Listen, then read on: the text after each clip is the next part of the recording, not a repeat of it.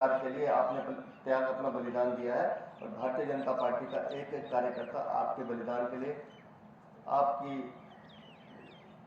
शक्ति के लिए, आपकी राष्ट्रभक्ति के लिए सदा ऋणी रहने वाला है। और हमने इस ऋण को पूरा तो नहीं किया है, लेकिन इतना कह सकते हैं कि हाँ, जो सपना डॉक्टर श्यामा प्रसाद मुखर्जी ने देखा था वो मानने अगर हुआ तो वो डॉक्टर श्यामा प्रसाद मुखर्जी जी का हुआ।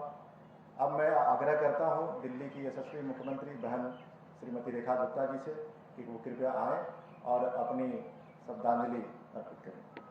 आदरणीय श्रीमती रेखा गुप्ता जी, एक बार मेरे साथ मिल करके जयकारा लगाएंगे। भारत माता की, भारत माता की, वंदे वंदे वंदे। आज जिस शख्सियत की मूर्ति के सामने हम सब लोग बैठे हैं, जिन्हें श्रद्धांजलि देने के लिए आज हम यहाँ आए हैं, हमारे बीच में केंद्रीय मंत्री आदरणीय धर्मेंद्र प्रधान जी की उपस्थिति है।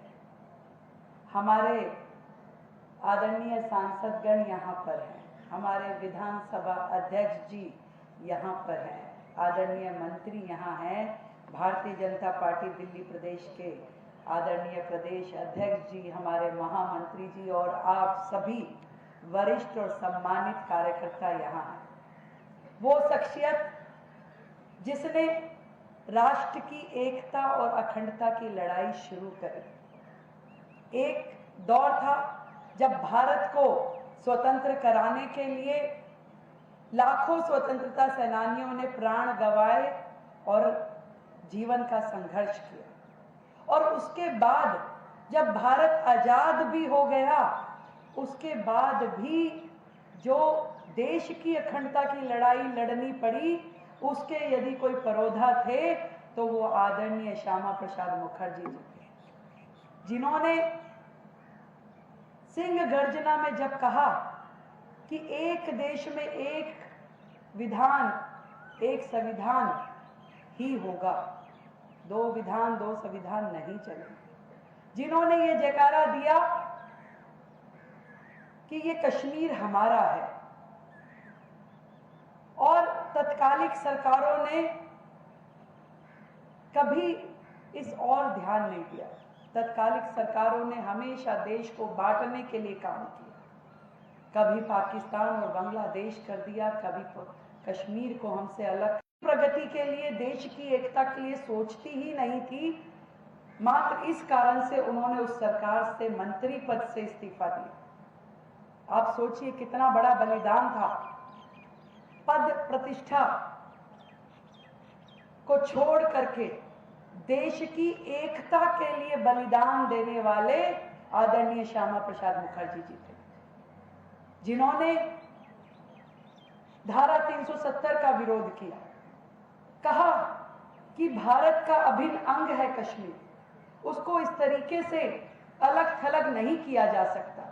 और जब कश्मीर में परमिट लेके जाया जाता था, ऐसे समय में श्यामा प्रसाद जी बिना परमिट के वहां गए, आंदोलन किया, तिरंगा फहराया और पूरे देश को यह संदेश दिया कि कश्मीर हमारा है और वो सारे का सारा है। गिरफ्तार हुए, जेल गए और जो कथा अभी प्रदेश अध्यक्ष जी ने बताई कि मां ने पत्र लिखा कि कितनी संदिग्ध रहस्यमयी परिस्थितियों में आदरणीय श्यामा प्रसाद जी की मृत्यु हुई।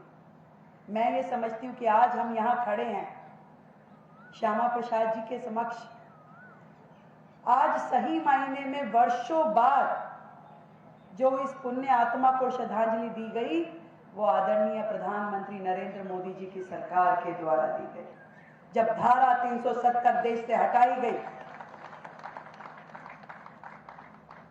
ऐसा साहसिक कार्य, ऐसा निर्णय लेने वाली सरकार सच मायने में श्यामा प्रसाद जी के चरणों में वही पुष्पांजलि है। और मैं आज राज्य की मुख्यमंत्री होने के नाते भी उनके चरणों मैं पुष्पांजलि देते हुए यही कहना चाहती हूँ कि उनके दिखाए हुए रास्ते पे, उनकी दी हुई शिक्षाओं को लगातार देश में और जनता के बीच में पहुंचाने के काम कि राष्ट्र सर्वोपरि, उसके बाद कुछ भी आएगा। तो राष्ट्र की एकता अखंडता के लिए हर व्यक्ति, हर नागरिक, हर सरकार की जो जिम्मेदारी है उसे निभाने का जो संकल्प हम सब ने लिया है, आज फिर इसको हम अपने अंदर दोबारा से संकल्प लेते हैं कि हम हमेशा राष्ट्र की एकता और अखंडता के लिए जिएंगे और राष्ट्र की एकता और अखंडता के लिए ही प्राण न्यौछावर करेंगे।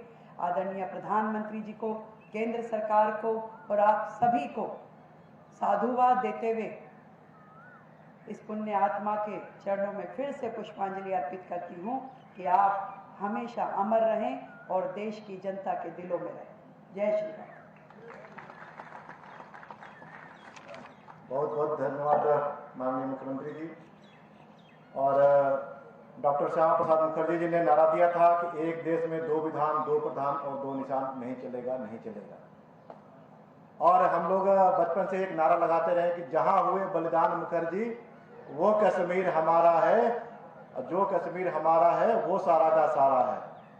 और उस नारे को संकल्प में लेकर के उसको पूरा करने का काम किया तो देश के यशस्वी प्रधानमंत्री आदरणीय श्री नरेंद्र मोदी जी, देश के यशस्वी गृह मंत्री श्री अमित भाई शाह जी, और जब धारा 370 और 35A संसद में प्रस्ताव पारित करके उसको निरस्त किया गया, उस समय संसद में मौजूद रह करके उस बिल के समर्थन में अपना बहुत बड़ा योगदान दे करके उसको पारित करवाने में जिनकी बहुत ही